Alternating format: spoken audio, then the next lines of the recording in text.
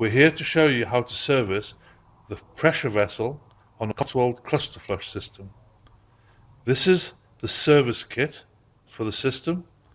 It contains the complete inner vessel, top valve, top cover, bottom cover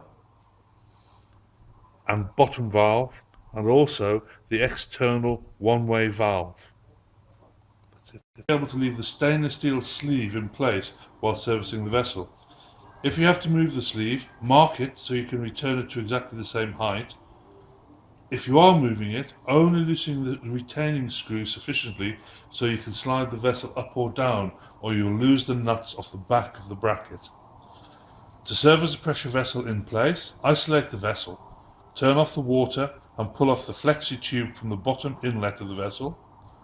Disconnect the blue compressed air pipe from the air supply and pull the 10mm clear tube from the top outlet of the vessel.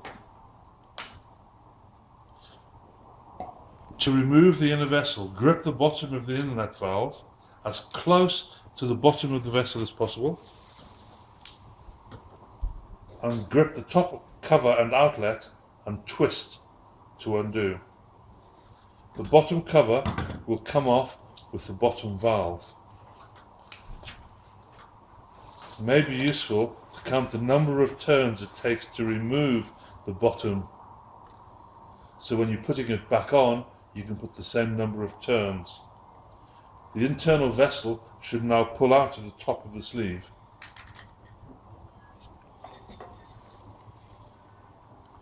To fit the new inner vessel, slide the new vessel into the top of the stainless steel sleeve.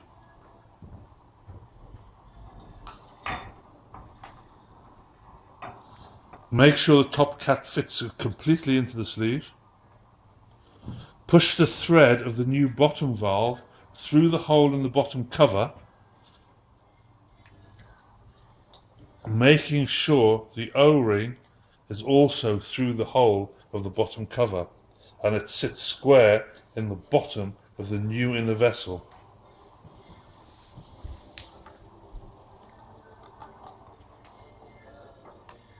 Grip the top cover securely and carefully screw the bottom valve into the bottom of the new vessel.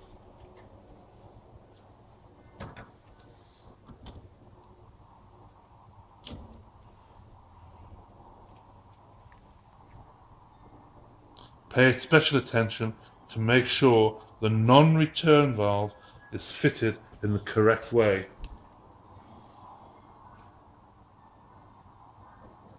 There we are.